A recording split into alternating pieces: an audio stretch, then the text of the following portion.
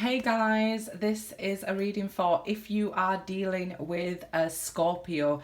We're doing the dark side of the zodiacs. I was talking to somebody in the comments. You guys know I always reply to the comments. So I thought, okay, let's do readings for if you're dealing with a Scorpio. So Scorpios, this isn't for you unless you're dealing with a Scorpio who is low vibrational. This is for others who are dealing with Scorpio. So this is for the cross watchers here. Let's see what dealing with a Scorpio. Actually, I dealt with a Scorpio one time, but yeah, he didn't know I was also a Scorpio. Okay, let's see. For those dealing with a low vibrational Scorpio, Two of Wands, we're starting with movement, choices, and decisions. Moving on, triumph and success. So this is the Ace of Swords, Six of Swords. So once a Scorpio, a low vibrating one, decides that, you know, there's a better option, they will move on. They'll use this Ace of Swords. They can use you to hold a space here until they think something better comes along, and then they can lie and cheat and deceive you here. Very righteous, I'm feeling, that they feel like, you know, I didn't do no wrong. That sort of energy, like just taking care of their own back, and they would move on without a second thought here. So they'd move on, maybe even cheat, lie and steal and deceive you here, and use it in do it in sort of a way that they feel like they're so right. Like, no, I told you the truth that, hey, you know, yeah, we'll see how this goes. And, you know, but they'd also say a lot of things like, you're mine, and yeah, I love you, I want you, and things like that. With the Two of Wands energy there, they're just leaving their options open.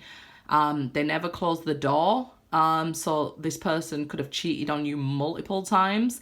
Even if you didn't find out, that's still an option there, because they always left the door open for somebody else to come in. This would be low vibrational Scorpios. Then they would use that Ace of Swords to cut you off and ghost rather than tell the truth. Okay, guys? So let's see here.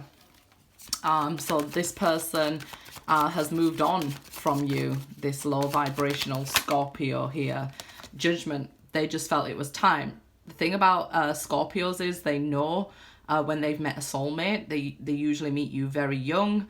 They can even stay like in long-term relationships with people. So you might felt like this was forever, and then all of a sudden they're just up and gone. Like they just like, oh, it's Judgment Day, I've gone, leaving you with no answers. I definitely feel like they could have walked off with other people here. This person likes to follow the crowd, which isn't usual for a Scorpio, but for a dark vibrating Scorpio, this person, yeah, they follow the crowd, which I feel like completely messes up your mind, because if you probably read about Scorpios or you tried to search about them, you'd probably thought this is just not like a Scorpio at all. So they're the complete opposites of, you know, just imagine, you know, a Phoenix or a Scorpio in ash phase. They would, you know, be completely different to following the crowd. They stand alone. They, you know, might cause a bit of uproar. They'll do, you know, they'll go to things that are unusual and outside the box, but this person tries to blend in with the crowd. So this is why they sort of tricked you here. So let's see what else we have. It's sort of like they're a chameleon. Let's see. Justice. So that's that righteousness again. Always thinking they're right, treating you unfairly, but always thinking they're right. These are major arcana. So like I said, you could even be in a relationship with them a long time, or they'll leave you for a long period of time as well. Once they've walked away, it's either for a long period of time, they'd leave you until they decide it's time to come back. They wouldn't leave the option up to you. They would leave it, you know, they would decide. So just be aware that no matter what, this person would think that they're doing right, they're being fair, they're being just. It may even feel like this person never seems to get their karma, but it's because they're living in their shadow side there. Okay, Three of Swords. Low vibrational Scorpio is a heartbreaker. The Mariah Carey song just came into my head when I seen this picture, like, you got the best of me, you heartbreaker, you got the best of me. That song's quite upbeat, but this card is quite dark, that you know, this person will take your heart with them and leave, and, you know, leave you to fill that void yourself without any answers, without any questions, that, you know, you are changed on a physical level from this kind of dark entity sort of thing. Very, I guess we could say, evil to do that to somebody, right? It's not, I don't usually judge on my channel, but I feel like this would be a very dark person you're dealing with. Maybe even into the black arts, low vibrating Scorpio. Four of Swords, yeah, they would leave you needing healing, so maybe even leave you with sexually transmitted infections and things like that. Things that, you know, would take time to heal from. And like I said, this sort of hurt, where they actually take your heart and change your cells, that sort of thing needs major healing, right? And then they're not taking any action towards you, they're not giving you any answers. Four of Swords is not moving, is somebody resting?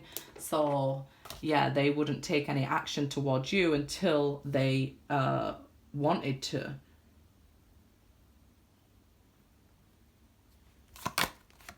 Six of Wands. It's like this person always has to win over you. I definitely feel that there's this dark, triumphant energy, glorifying that, you know, yeah, I'm always right, I always win. I knew that you loved me, I knew that you wanted me, or something like that. Like sort of boasting energy. But they, in the end, it feels like they win. Like I say, it kind of feels like they don't get their karma, because you're like, you know, how can they hurt me like this? And they walk away, and it feels like, you know, they get to walk on and be happy because they're completely immersed in that shadow side, and we can choose to live within shadow or light. So we should bring shadow and light into balance, but this person is definitely some sort of shadow person, that they choose that what they want is what they'll get, and that's it. Nothing else really matters to them, as long as they win, as long as they're in control, as long as that's their goal there. They may have even controlled your clothes and made you dull down, things like that. Very attractive person. I think that's part of their sex appeal and things like that. They're a very attractive person here. Maybe in an unusual way, kind of attractive, or that sort of thing. King of Wands.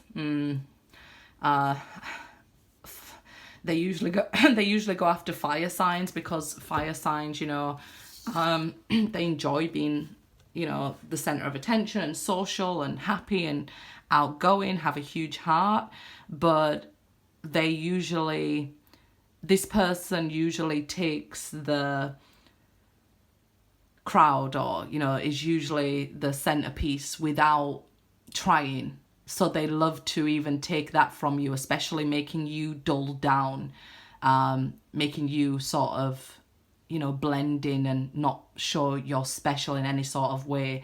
They do it in this sort of dark, mysterious energy way with huge sex appeal. That's really coming out in this reading, that they have this huge sex appeal and sex magnetism and things like that. So even if they wasn't necessarily good looking in a standard sense or media sense, if you like, there's something about them that's irresistible, and yeah, I feel like they make you feel chased and wanted and desired until that's it. they no longer want to make you feel that, to have that power and control to make you understand that they can take it away just like that and leave you broken here. So that's, these readings are quite scary to me.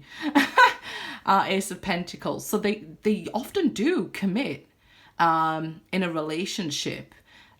Say they're the sort of people that say, I've got a main chick, and, you know, enjoy a side chick, and, you know, make them both feel like loved, wanted, desired. So even if they both knew about each other, they'd still want this person and want to battle each other, and rather, you know, rather than getting rid of this person or seeing them for what they are, I feel like it makes you want them to commit to you, and you want them to change. But it could be as well like they put some sort of love spell on you, dark magic here.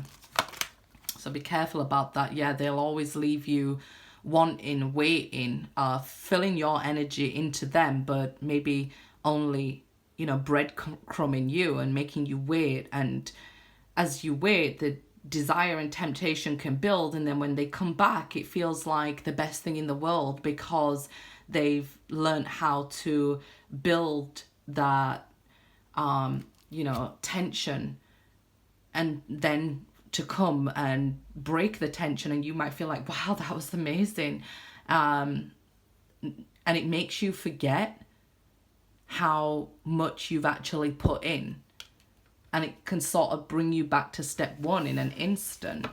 It's like, you know what they're doing, and you know they're not giving you enough, or giving their energy in multiple places, but it's like, I can't resist it here. It's like you can't resist the temptation. Let's see. Page of Pentacles. And it's because they do this hot and cold thing with you, and know how to, like I say, master those arts and crafts there that we can see in our hands, and manipulate and control the environment while looking very stunningly innocent and beautiful here, right? This person could block you. So, you know, after you've put so much into them, and then you go to message them one day, you'd just be blocked. With no answers, no goodbye, no nothing. They just move on. The world. They've moved on to the rest of the world, to a new victim. And for them, they've closed down the cycle. For you, you could be waiting with that Seven of Pentacles for either them to get their karma, or for them to take notice of you again, or to heal your heart, unbreak your heart here. But for them, for right now, this cycle is complete. They won't come back unless it's part of their soul contract. Good luck, guys.